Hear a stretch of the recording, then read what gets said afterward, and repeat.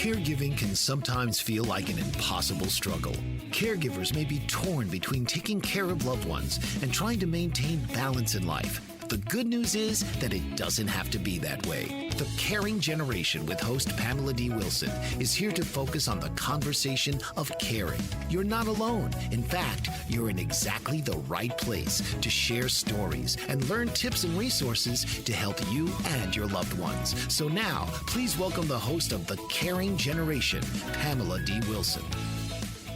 This is Pamela D. Wilson, caregiving expert, speaker, consultant, and guardian of the Caring Generation.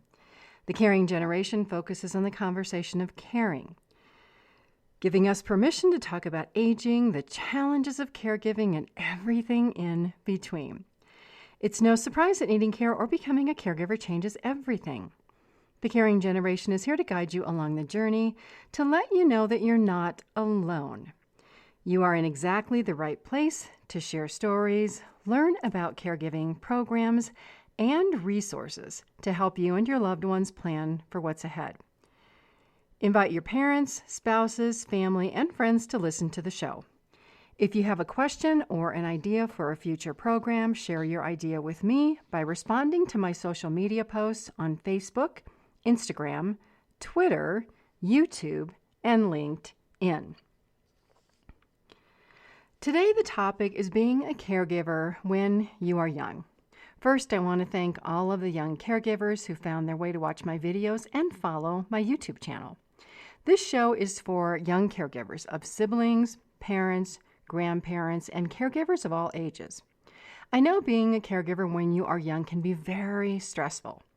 On this episode, we will talk about life events that result in parents needing care, how early life experiences affect young caregivers, why seeking support is important, whether you still live with your parents or have moved out of the home, and tips to manage when you don't know what to do. So if you are a middle-aged or older caregiver listening, don't go away. This information I'm about to share may have you looking at your caregiving situation a little differently. Be forewarned that this is an adult conversation. You will hear stories from my personal life that link to experiences working with family caregivers and adults during my professional caregiving career. Sharing stories within families can lead to insights about health, family interactions, and what makes us who we are today.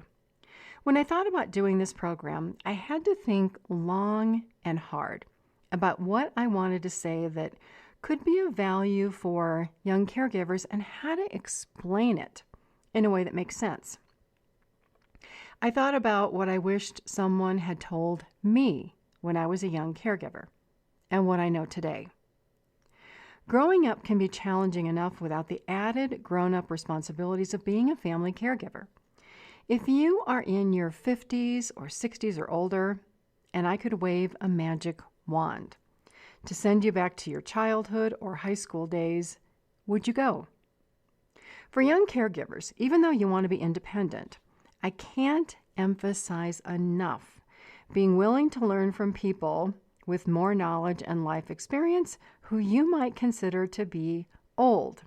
Old is relevant. You can shortcut your learning curve by years, sometimes decades, if you seek these people out. Sometimes these people are in your family. For all caregivers, if your grandparents and parents are still alive, ask them about family history and relationships.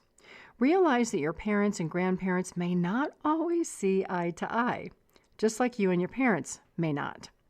But if you ask the right questions, some of the crazy experiences you have or had may make a lot more sense.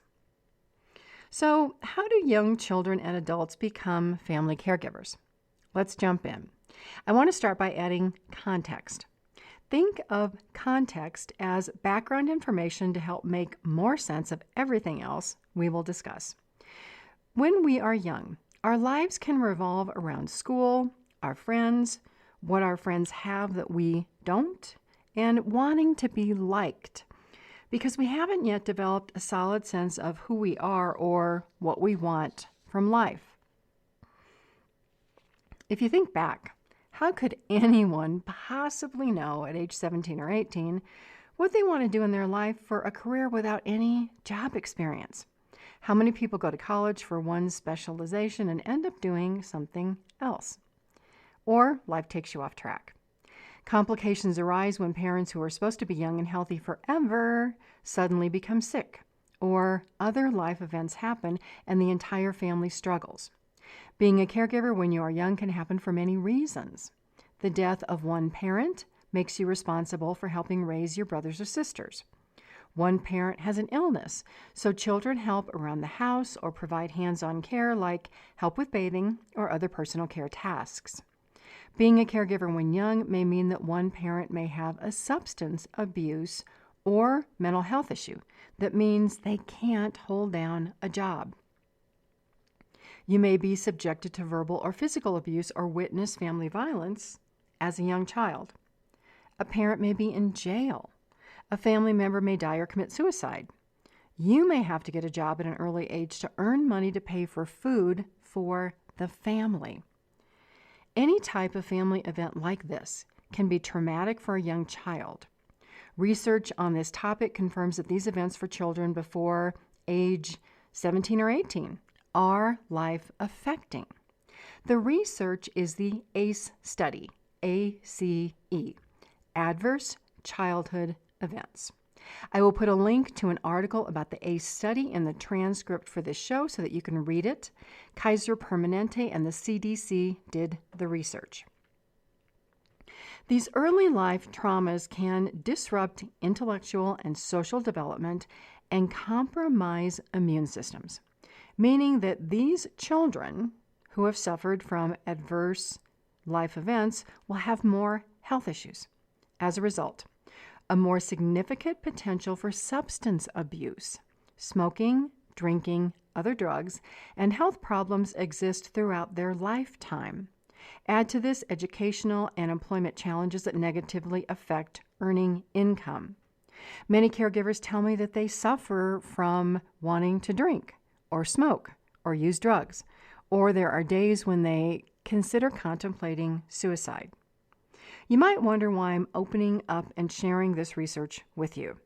I want to begin with the worst possible scenarios of being a caregiver when you are young to encourage you to seek help and support. Many young caregivers rely on parents who cannot guide them because of their life experiences or a lack of life experience and knowledge. If you are a young caregiver, this may be hard for you to understand. I will share my family story with you and relate it to the ACE study, specifically the documented long-term effects on young family caregivers who may be the parents or grandparents you care for today. My parents lived through challenging situations before the age of 18 that affected their lives differently. But even still, these early tragedies that I will share did not affect their parenting abilities. I had great parents that I admire and love to this day who did not allow their early life situations to impact their lives negatively or the way they raised their children. Your parents or grandparents may have lived through similar situations. While we can't change the past, understanding past events can help the present make more sense. Based on our childhood experiences with our parents, positive or negative, we get to choose how we want to live our lives. That is a fact. After discussing adverse childhood events, we'll work backward to situations that most young caregivers find themselves in today.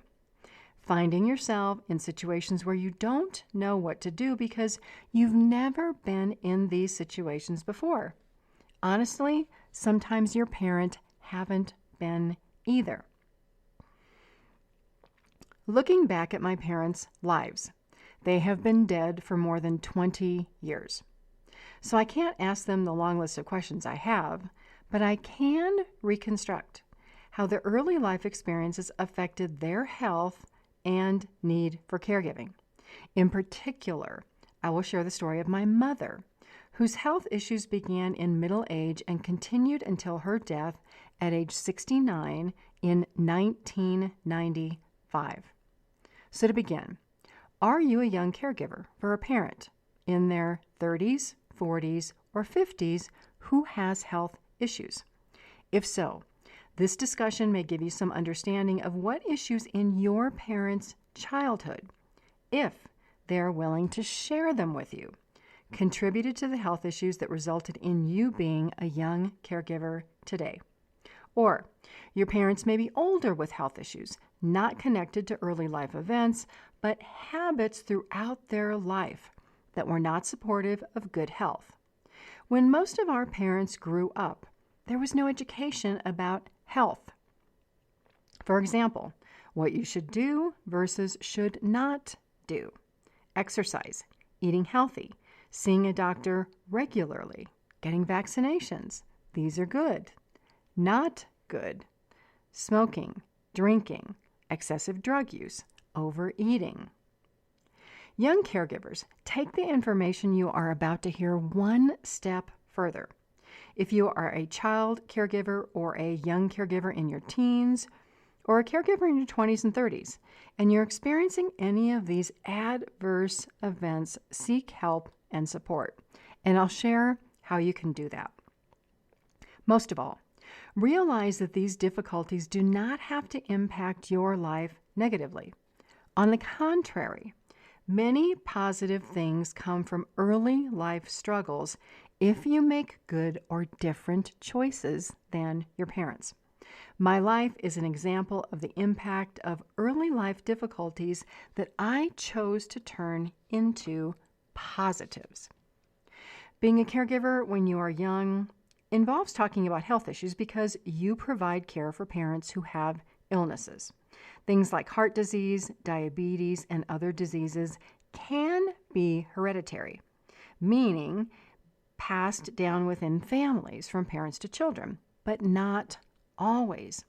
Don't assume that if your parents have heart disease or diabetes, you will also have these diseases. It's not true. Every person has choices to make about health, and you can learn what you can do differently. You are not predestined to repeat the life experiences of your parents unless you choose to do that. So, one thing I want to talk about is separating appearances from facts. In many parts of daily life, things are not always as they appear or seem. A suggestion for caregivers of all ages is to become discerning. If you look up this word in the dictionary, discernment is the ability to make an intelligent judgment about something. I use this word because discernment describes a wise way of judging between things by seeing things or finding information that might be hidden or hard to find. Health issues, needing care, caregiving, family relationships, and related aspects may not always be obvious. You may have to dig and do a little investigation to identify the problem and solve it. If issues exist with you or another person, a willingness to change may be the solution. So don't take everything you hear and see at face value. Instead, investigate both sides, ask many questions, and examine the consequences before making any decisions. If you are a young caregiver struggling to survive in an adult world, discernment, separating what is essential or factual from what is not, is a crucial skill to learn. Balancing your emotions is another important skill to learn. Do a little research about emotional intelligence. You will understand how being emotionally intelligent can improve your relationships. Young caregivers I talk to tell me that they struggle with communication. They don't know how to initiate difficult family discussions. Advances in technology have made it so that face-to-face conversations are rare. Why call and speak to someone if you can text, right? That makes actually initiating a family conversation difficult. COVID has fast-forwarded us into a virtual world where life, work, and relationships occur over screens, computer screens, cell phones, tablets, videos, television. And even before COVID, many young children today were raised using technology. So let's turn back. Let's look at my mother's childhood story and the past to help you make sense of caregiving needs. So my mother's mother died from tuberculosis when she was 5 years old. So at that time, she had an older sister who was 13 and 2 brothers. Her father, a now widowed man, raised these 4 children until he remarried. All 4 children, my mother, my aunt, and 2 uncles, grew up smoking, which contributed to heart disease, stroke, cancer, and all of their deaths. The girls smoked cigarettes, and the boys smoked cigars, following in my grandfather's footsteps. My mother's sister became an alcoholic. Children who live through early life trauma, losing a mother, and who are forced to grow up quickly are more likely to abuse substances. This was very true for these 4 individuals in my family. Add to this, my mom didn't finish high school. She got a job to support the family. Then she got married around age 17. Probably, if I had to guess, she never said this, but to get away from family caregiving responsibilities. My mother had my oldest brother when she was 18. Soon after his birth, her husband died of leukemia. Leukemia was the same disease that took my brother's life when he was in his mid-50s. So by the age of 18, my mother lost her mother at the age of 5. She became a caregiver for 2 brothers, got married, had her first child, and lost her first husband. If you read the ACE study, all of these events qualify my mother for a life of health issues, which she clearly had. I'm surprised, honestly, that she did as well as she did. My mother had no mental health issues. She was very stoic. Stoic means a person who can endure pain or hardships without showing their feelings or complaining. Her health issues began in her 40s and continued through her death. God bless her, I never heard her complain. She dealt with whatever happened in life. And because of the example she set of dealing with life's problems, I follow in her stoic footsteps, whether I like it or not. Let's take a quick break. When we come back, I'll share information about how your parents' life experiences may have contributed to today's situation with you being a young caregiver. Tips for caregivers and all adults are in my Caring for Aging Parents Caregiving blog on my website. I also invite you to follow me on Facebook at Pamela D. Wilson Caregiving Expert, where you can join my online caregiver support group, The Caregiving Trap. Also check out my website. It is PamelaDWilson.com. I'm Pamela D. Wilson, caregiving expert, advocate, and speaker. You're with me on The Caring Generation. Stay with me. I'll be right back.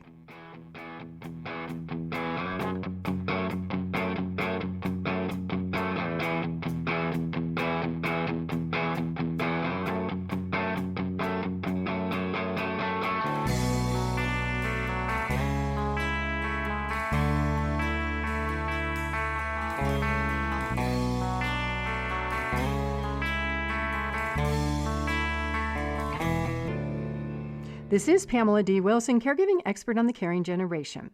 Share this program with your friends, family, coworkers, the companies where you work, your social groups, at church, and everywhere. 1 in 4 people you know are caregivers looking for hope, help, and support, and they don't know where to turn. You don't have to do it alone. Visit my website, PamelaDWilson.com, for caregiver resources and support. So, what effects besides health problems as an adult do early deaths, caring for siblings, or caring for parents have on children like my mother?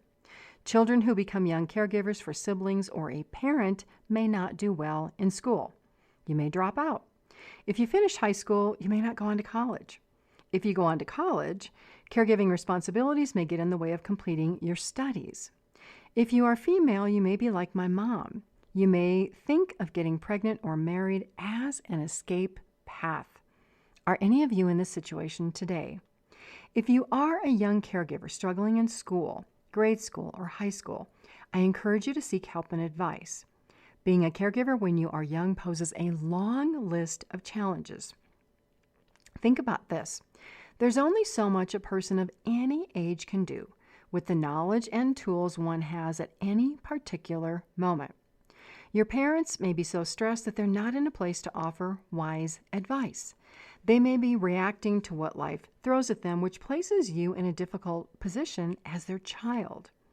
If you are 6, 7, 12, 13, or 16 years old, you may be looking to your parents to tell you what to do. You are reliant on them for food, shelter, clothing, everything. You may be scared to death of what's going to happen next. You could also be a young adult in your early 20s still living in the family home but feeling trapped because you can't financially support yourself to move out. There are varying levels of help and support depending on your age. So where do young caregivers turn for help and support? Suppose you're looking for ideas about how to manage family relationships or medical situations. In that case, help may be available from an older sister or brother, your grandparents, another family member, a school teacher, counselor, priest, or rabbi. What then if your parents tell you that for females in the family, your life path is to be the family caregiver and give up things in your life like education, a career, or even marriage to care for them? This can be especially true if you are African American, Hispanic, or Asian. These and other family cultures can have very strict beliefs about duty and family caregiving that you may disagree with. Children in these families may be told not to discuss family issues outside of the family. Don't tell your teachers, friends, or employers about caring for your siblings, mom, or dad. These are private family issues that make it difficult for young caregivers to know how to move forward and what to do. If you are a child or an adult in any physically or emotionally harmful situation, I encourage you to speak up and find support. If no one in your family will help, speak to a teacher, a school counselor, a priest, or a rabbi. Realize that older individuals have experience, knowledge, and access to resources that you may not even know exist. Hiding family issues makes children's lives more difficult. We talked about discernment a minute ago and the idea of investigating both sides and looking at the consequences. So let's look at parents who tell young children or adults to hide family issues.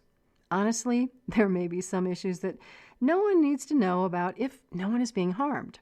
On the other hand, if you are a young caregiver experiencing emotional distress, not doing well in school, or your parents are physically or verbally abusive, who in the family benefits from you remaining silent and suffering?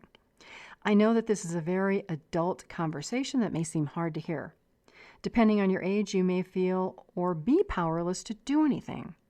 Your mom or dad who you care for may be watching this happen and not feel they can support you from their abusive spouse, your parent, because they are being abused themselves and don't know what to do. Family abuse is truly a nightmare of being a caregiver when you are young and feeling scared to death and powerless to do anything. Yet it happens. If parents threaten you with being thrown out of the house or other harmful actions, if you seek help, or if you go against their wishes, this is a severe situation beyond normal adult-child relationships. Hiding these concerns, not saying anything, will allow your parents to continue doing what they do while you continue to suffer. All county government offices have a child protective division to support children and young adults who may be experiencing any type of family abuse or neglect. While the situation with your parents may seem challenging, difficult, hard, scary, if you have tried everything else and no one in your family will help, you've spoken to teachers or counselors at school, a priest or a rabbi, call the police or County Child Protective Services if you feel you are in danger or harm.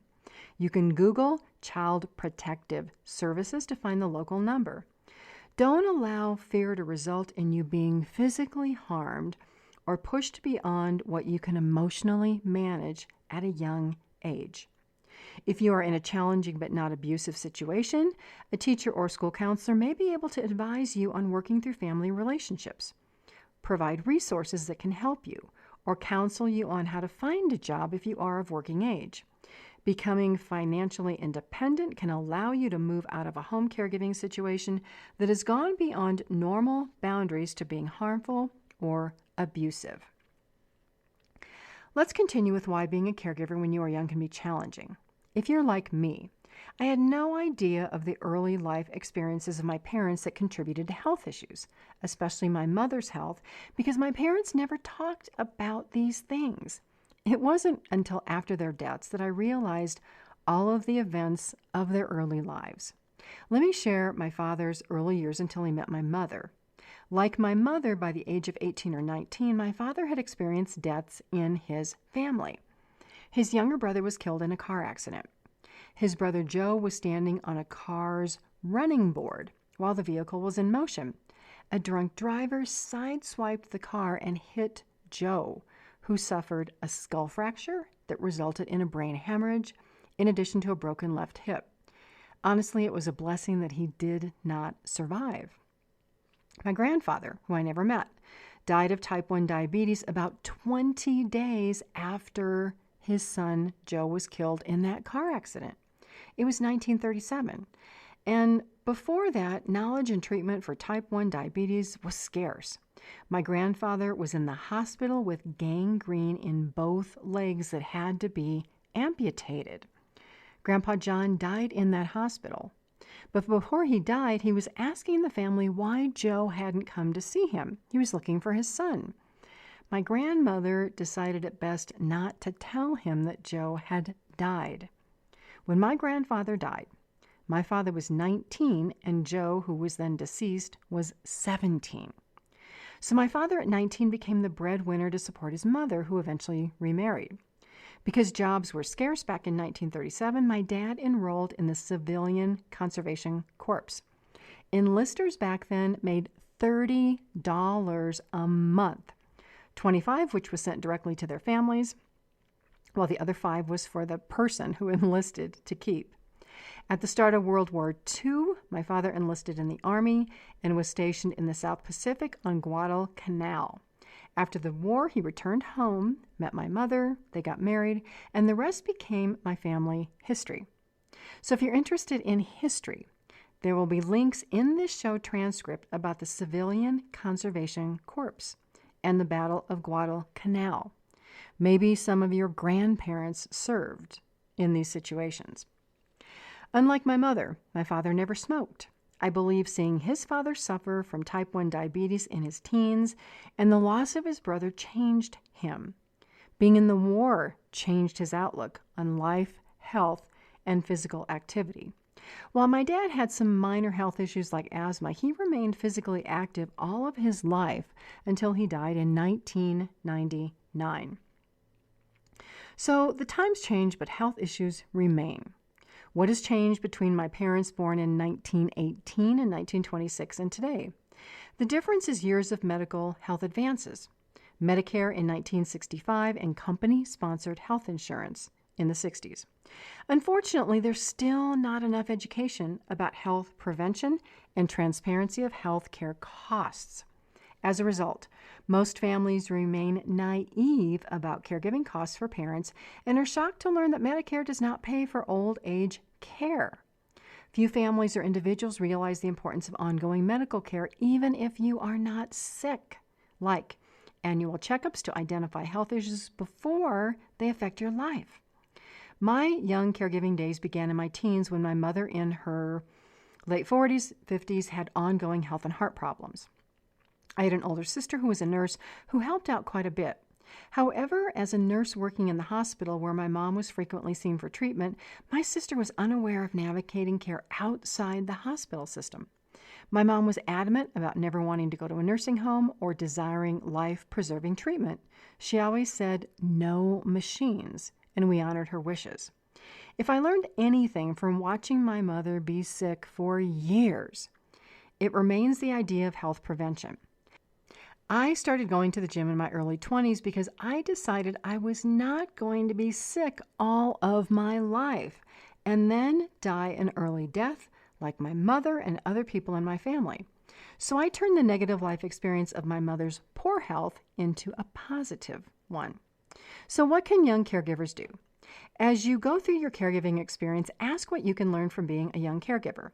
Looking back, my siblings and I could have done a better job caring for my mom if we had been better educated about her health issues. We made many mistakes because we didn't know what to do or what questions to ask, much like being a caregiver when you are young. We trusted the doctors and the hospital system to tell us everything we needed to know. This is an unrealistic expectation. Remember, any person can only help others to the degree that they have had a similar experience or have information or knowledge that, because of experience, extends into other areas that can be helpful. The doctors we worked with were unaware of resources and support in the community. Also, your parents, when they're having health issues, may not know what to do, what questions to ask. They may want medical care or may not trust doctors or the healthcare system.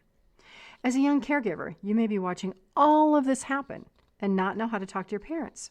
This is normal.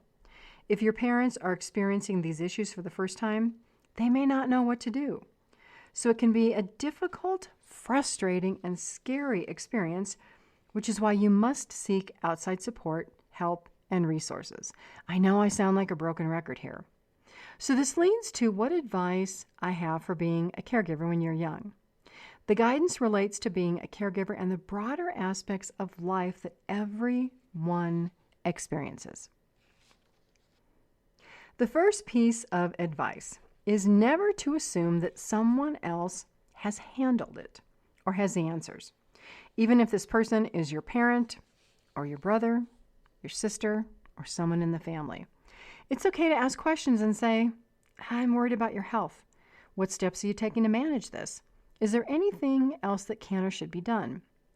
If your parents have not used the skill of discernment, share the concept with them. As a family, use discernment to balance, gather information, and make decisions. Don't rely on past experience that may not be relevant. Discernment is a skill everyone can learn. Using discernment means asking about the pros and cons and the future consequences of doing or not doing something. So, for example, what happens if we do this? What happens if we don't do this? And how does this affect mom, dad, my brothers, sisters, me, our family, the house we live in, the family income? Poor health affects the ability of a parent to support a family or an individual to support him or herself. Watch and learn from this experience caring for your parents, because what you learn will affect the rest of your life. If you're very young, I suggest using grandparents as a support system if possible. If you're young and you don't know what to do, your grandparents may be able to help. If you're having difficulty talking to your parents, or if your parents don't want to talk to you about health issues and what's going on, ask your grandparents to help you. Now, this depends on the relationship that your parents and their parents had and have. In some families, this relationship is strained and it can affect relationships with grandchildren. Separately, your parents may not want you talking to their parents, sharing what they see as family secrets. But sometimes there may be nowhere else to turn. The only grandparent I knew was my step-grandmother because my mother's father died when I was 5 years old. She was beautiful, amazingly loving and kind. I couldn't have asked for a better grandmother. But even in my 20s, when my mom was having health issues, I never thought to ask Grandma about her experiences or what she thought or any advice she might have for me. This is an example of the lack of insight that young adults, really everyone, can have at any age. Help is out there waiting, but you don't know to ask for it. You don't know to look for it. You don't even know that help exists. Looking back, I missed an opportunity. There were questions I could have asked about how to care for my mom and what happens with health issues. Worst case, if Grandma couldn't have helped with that, she could have been a comforting person in my life. There were so many other questions that I could have asked her, and all of these answers were lost when Grandma died. Insight, problem solving, prevention, and other skills are abilities that young caregivers may lack because you may be so focused on the day-to-day activities of caring for a parent and trying to live your life that you don't have time to think or investigate other options or even realize what is possible. If you have older brothers and sisters, ask them for help and advice. I was fortunate to have an older sister, Becky, who was almost like a semi-mother to me. She was 11 years older. When I was 7, she went off to college to become a nurse and returned after graduation to Omaha. Becky gave me advice I remember to this day. 2 bits of advice. Never, ever smoke. And do whatever you have to do to go to and finish college, which I did. When you think of it, my oldest sister gave me more practical advice than my parents. Now, you would wonder why, right? But you might ask, well, why didn't your parents tell you this? Like I said before, people can only do so much with the knowledge they have at the time. Your parents and grandparents, our parents and grandparents, are no different. We are all limited by our experience, our knowledge, and what we've done that worked and didn't work as we expected. My oldest sister moved away to college for 4 years. She returned with education and life experiences very different from my parents. My parents did not go to college, so they couldn't explain why a college education would be a good idea. My father did not need a college degree for his work. Neither did my mother when she got a job as soon as I went into grade school. It wasn't as if my parents discouraged college. They had no personal experience with going to college to make any recommendations. My parents also didn't have the money to pay for me to go to college. My sister told me about the importance of getting good grades and applying for grants and scholarships. I eventually went to work full-time and school part-time and used my employment to pay for my school. Unfortunately, like my father's younger brother Joe, my oldest sister Becky was killed in a car accident. She was 29 years old and I was in my junior year of high school. My parents didn't deal with Becky's death well. They said children are supposed to lose their parents. My mother and father had lost both of their parents by the time of Becky's death, and one parent by the time they were 18. My father watched his mother experience the loss of her son and brother. Becky's death was a traumatic event for me at the age of 16. Caregivers. Advocating for your needs and the needs of loved ones can feel overwhelming if you don't have support. Pay it forward to help others dealing with health, aging, family relationships, or caregiving issues by sharing information about this show and my website, PamelaDWilson.com. The Caring Generation is available worldwide on your favorite podcast and music apps: Apple, Google, iHeartRadio, JioSaavn, Spreaker, Amazon Music, Breaker, Deezer, Listen Notes, Pandora, Player FM, Pocket Casts, Podcast Addict, Podchaser, Stitcher, Spotify, TuneIn, and Verbal. You don't have to manage caregiving or health issues alone. Visit my website, PamelaDWilson.com, to schedule a one-to-one telephone or video consultation with me. Click on How I Help, then Family Caregivers, and then Elder Care Consultation. We're off to a quick break. This is Pamela D. Wilson on The Caring Generation. Stay with me. I'll be right back.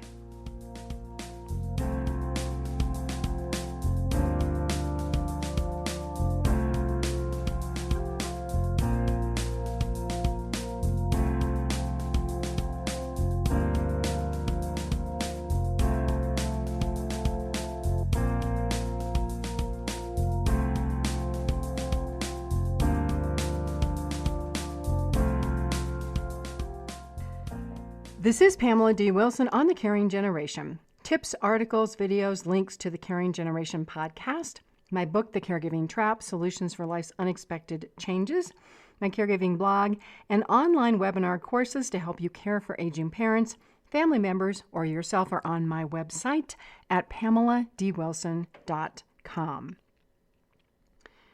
Being a caregiver when you are young is difficult if you don't have people in your life other than your parents who can and will share their life experiences with you. You don't know when you are young that asking for help and advice is the smartest thing you can do. I learned the hard way by struggling for a lot of years. It wasn't until I began working and met people of various ages and backgrounds that I gained experience and knowledge. I had coworkers and mentors at work who were brutally honest with me about needing to become a team player, not being naive about company politics, and what it meant to take the high road. These people came into my life and were helpful because I wanted to learn and grow. I shared my insecurities about what I didn't know and what I thought I needed to learn, and they willingly helped me. People will do the same for you as a young caregiver if you ask. But being perfectly transparent, not all of my work relationships with bosses and peers worked out this way. But generally, my experiences were positive. I am ever grateful to a handful of supervisors who helped me. So if someone in life helps you, pay it forward. Help another person. Also, you want to create life experiences that translate to wisdom. Just because you have information does not mean you are wise. My advice to being a caregiver when you are young is to realize that there is no way you can possibly know it all in your teens, 20s, even 30s, sometimes later in life, even though you might want to know it all. Wisdom comes from years of life experience and making a lot of mistakes. No matter how wise you think you are, there are always things to learn and people you can learn from. Remain open-minded and curious. Seek help, support, and advice. Another important tip, don't be intimidated by people who are further along in life or doing better than you. Avoid being jealous of successful people. You don't know what it took to get there. These people can be your role models, your greatest teachers and supporters if you ask for their help. These people may include your brothers or sisters who you believe have abandoned your parents who need care. It's not possible to know what your parents' relationships were with your siblings. There may have been irreparable damage done, resulting in a relationship that can't be repaired. Don't let your parents come in between you and your siblings and vice versa. Remain open-minded. The minute you start saying no, closing your mind, or refusing advice or information, stop yourself. Have a serious talk with yourself to ask what this is about. Why am I saying no? Why am I refusing help? What is going on here? Why am I feeling this way? Becoming insightful about emotional responses and learning to manage your emotions is essential to positively managing caregiving relationships. Instead of battling healthcare providers, learn to work with them. You'll get further. Consider and ask for advice from healthcare professionals. Think about being on the other side when you're angry with doctors, the pharmacy, and health insurance companies, and you feel like you're fighting a losing battle to get care for a parent or a family member. What if a doctor is refusing care? Ask why so you understand the reasons. Are there insurance regulations you don't know about? What restrictions do hospitals and nursing homes operate under? Is there something else going on, a question you haven't asked? The more you come to a middle ground in working with others, the more you ask questions and seek to understand, the less you will struggle as a caregiver and in many aspects of life. There's no point in having an adversarial, combative, or disagreeable relationship with anyone. Adversarial relationships are dead ends that go nowhere. Have you heard the saying, you get more flies with honey? If not, that's another thing to look up. As a young caregiver, you'll have to work not to allow other people, including your parents or siblings, to change your mood or your emotions or make you feel angry or hateful or guilty. Only you control your feelings, thoughts, and actions. The sooner you learn that, the easier your life will become. Also, Move out of your parents' home to live independently. At some point when you're still a young adult, move out. At the same time, I realize that living with parents can save you money. Being a caregiver when you are young and living in the family home can be a crutch that prevents you from growing up, experiencing life, and gaining knowledge. I know many young caregivers who are still living with and caring for their parents who are angry and resentful people. Get a job and move out. I know other adult children who've moved out and moved back in to be a full-time caregiver, only to find themselves feeling trapped. And yet others who move parents in to live with them. Living with parents when you are an adult, married, have children is a life-affecting decision. Use discernment to consider the pros and cons and the effect on your life and your parents' life, short and long term. Just as there is a time for everyone to learn, don't take away learning opportunities away from your parents by making them more dependent on you. This is a huge tip. Pay attention to this one. I have podcasts, I have articles on this topic. So many caregivers make their parents dependent on them, and then the caregivers are wondering why they have no time left in their lives. The challenge for being a caregiver when you are young is that you lack life experience and knowledge that's difficult to get while living in your parents' home. If you're very young, you're dependent on your parents for everything. I know you don't want to hear this. You may not know that seeking help outside of your family is an okay thing to do. You may not know that talking to school counselors or teachers is okay, even if your parents discourage those types of conversations. If you're in a position where you need help, do whatever you have to do to find the support you need. Expose yourself to different people to gain life experience and knowledge. If you're young and you have years until you can move out of the family home, create ways to meet different people and have life experiences. Forget this we versus them mentality that the media likes to promote. Most people want the same things: to be loved, accepted, to be able to support themselves, do activities they enjoy, have a family, and so on. You have more in common with other people than you possibly realize. So, young caregivers, talk to school teachers, counselors, join a committee, teams at school. I realize that your time may be minimal. Being a caregiver when you're young can be isolating because you spend so much time at home instead of with school friends, and you may not want to tell your school friends what's going on with your family. I get it. Many young caregivers are depressed and anxious. Older caregivers feel the same way. Your friends may have no way of understanding the stress and responsibilities of caring for a sick parent if they do not. Find an online or in-person caregiver support group, but be cautious. Make sure the group is geared toward understanding problems and sharing solutions. The last thing you need being a caregiver when you are young is a negative support group that drags you down instead of inspiring or raising you, or a group that offers inaccurate or faulty information. I have an online caregiving support. It's called The Caregiving Trap. It's on Facebook. Also, don't give up your job to be a family caregiver. If you're a young caregiver who is employed, stay that way.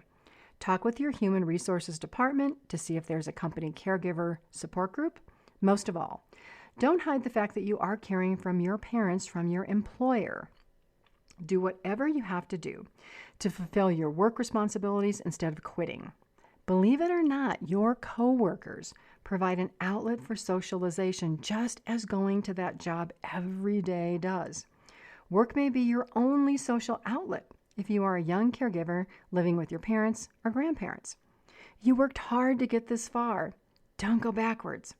Ask the workplace about flexible schedules and family leave if available, working weekends, and whatever you must do to remain employed.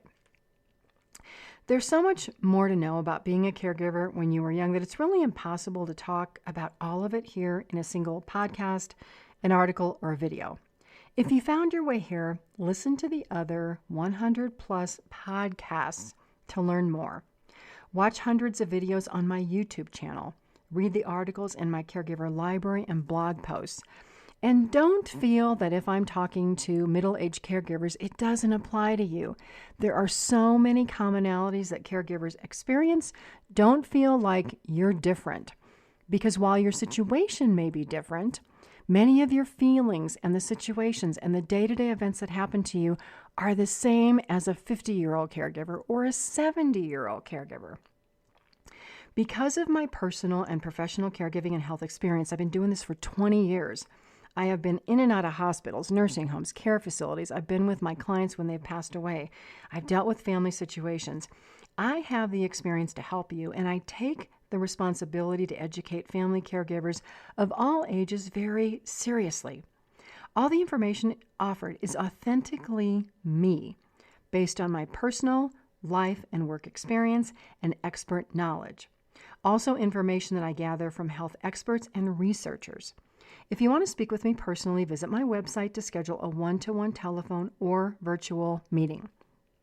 So I ask you to pay it forward. 1 in 4 people out there are caregivers who do not know that hope, help, and support exists. Many of these are young caregivers, old caregivers. Please share The Caring Generation and my website, PamelaDWilson.com, with everyone you know who is interested in proven, reliable tips, information, resources, and research about caregiving, aging, health, family relationships, and everything in between. This is Pamela D. Wilson, caregiving expert, advocate, and speaker. I look forward to being with you again soon. God bless you all. Love to everyone. Sleep well tonight. Have a fabulous day tomorrow and a great week until we are here together again. Tune in each week for The Caring Generation with host Pamela D. Wilson. Come join the conversation and see how Pamela can provide solutions and peace of mind for everyone. Here on Pamela D. Wilson's The Caring Generation.